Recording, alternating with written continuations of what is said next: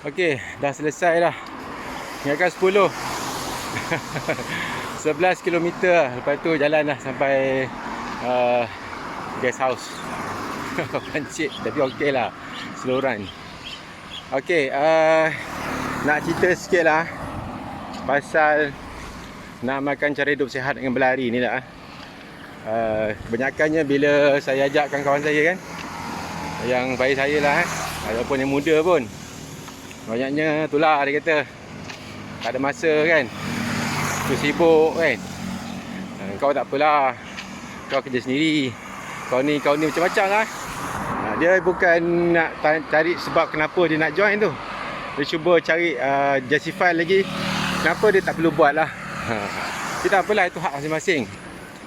Sebab dia orang kata saya ni memang dah settle everything kan, semua ada everything, konon-konon je lah. Saya pun tak ada kerja sendiri. Tapi itulah nak cerita sikit lah. Okay. When I started, okay, bila saya mula, saya bukan mula-mula semua. Semua orang, everyone tu akan ada cabaran je nak mula. Okay. Saya ni mula dulu, orang kata, biasa saya dengar alasan lah, bukan alasan lah, saya kata ada anak lah, nak sibuk kerja lah, macam-macam lah. Okay. Sama sekali saya nak beritahu, anak saya 6 orang. Okay. When I started in 2015, okay, masa tu saya masih kerja makan gaji, 9 to 5 job. Okay, 9 to 5 job. I have to come to the office by 9, and I can leave as early as 5 ataupun lebih lah. And then masa tu, anak nombor 5 saya, anak saya semua tengah belajar dekat universiti, dekat juga dekat sekolah menengah dan juga sekolah rendah. And then kemudian anak yang kelima saya, lelaki, 2015, baru lahir, baru umur dia setahun lebih sikit. Okay, setahun lebih sikit. Okay. Kemudian anak ke-6 saya yang terakhir saya lahir 3 years after that, 2017 pula. Okay. Anak saya yang kelima lahir 2014. So I started 2015, and then 2017 my last children born. So saya pun rasalah macam mana rasanya ada anak kecil dan juga ada bayi, dan nak teruskan cara hidup sihat saya. It's not easy kan. Tapi itulah, bila keadaan kita tu, kita kena clear lah apa tujuan kita sebenarnya untuk kita berlari semua ni. Apa yang kita nak capai, apa matlamat kita. Okay, masa tu tujuan saya hanyalah untuk turunkan berat badan, untuk saya sihat dan cegas, okay, untuk diri saya dan family saya. Okay. Bukan matlamat saya untuk socialize, impress my group, my friend. Kemudian saya nak get the best result, get my PB, run faster and all that. Kena ikut trend orang-orang yang bukan macam saya. So itulah, kena ikut lah. Kita kena sesuai keadaan dengan situasi saya.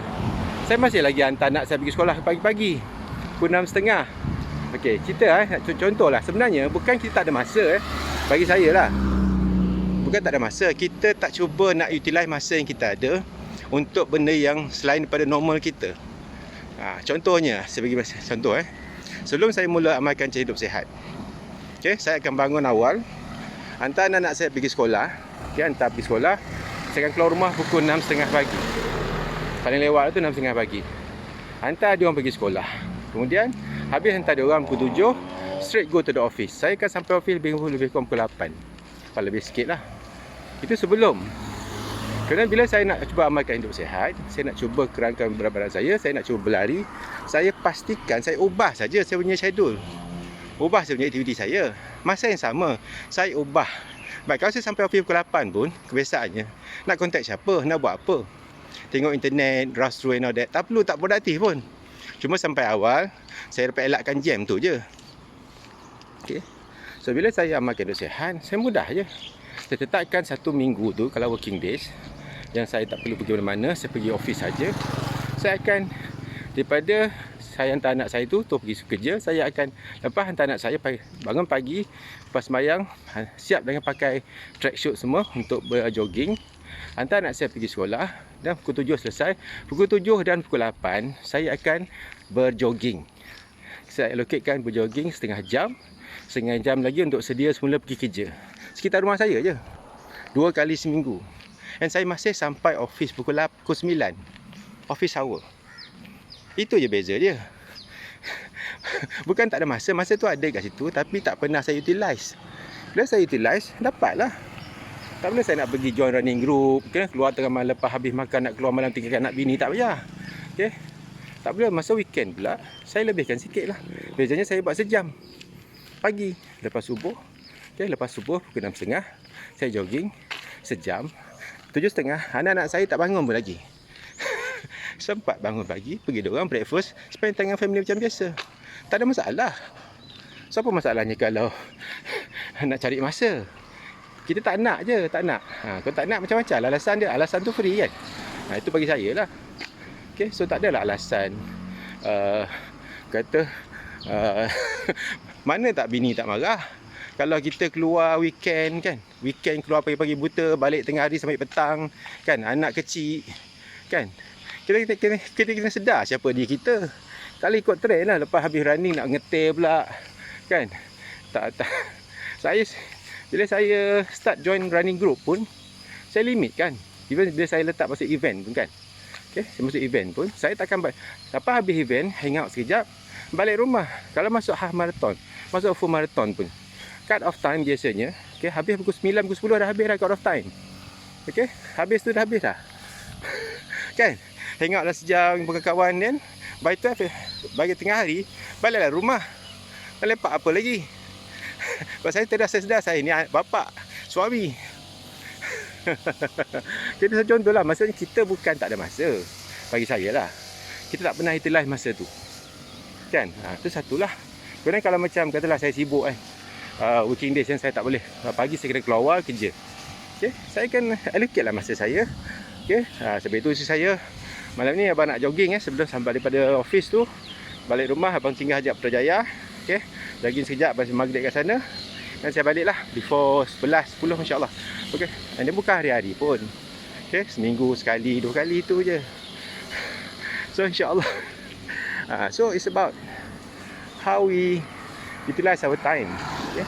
Bukan masalah kita tak ada masa ada je. So jangan jadi alasan lah, jadi alasan anak lah, kerja lah. Kalau kita nak, my point tu je. Kalau kita nak, InsyaAllah kita akan boleh, kita akan buat. Bila kita tak nak, kita tak betul-betul bersungguh, all the excuses kami lah. So tapi bila bagi saya, kalau kita tangguh lagi, yang rugi bukan orang lain, kita. Dapat penyakit kita. Insurans senang je lah. Orang kata biasa, tak apa, insurans cover, company jaga insurans. Okey lah, insurans cover ke hardship, your wife, your children tunggu tak ada kat rumah, kat hospital. Hardship, your husband, your wife kena hantar anak pergi sekolah, semua tu, you lost time dengan your family, boleh ganti ke insurans? Ada ke insurans cover kan? So itulah. So bagi saya, nak dengan tak nak aja. Semua orang ada cabaran je masing-masing. Tapi yang penting, apa purpose kita, apa tujuan kita, apa niat kita.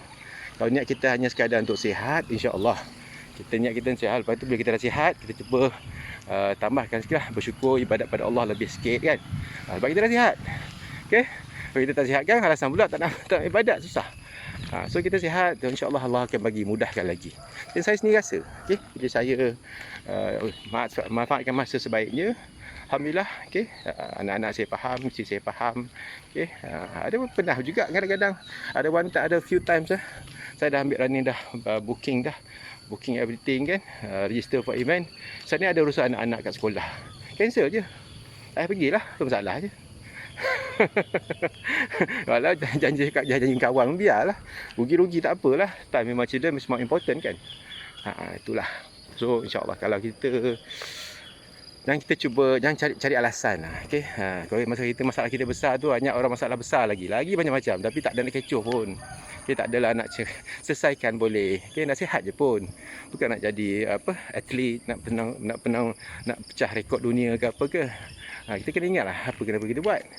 Kena go back to our purpose. Bukan go back apa yang kita nak tunjuk pada orang. Nak sihat je pun. Kan? Tak ada masalah punya.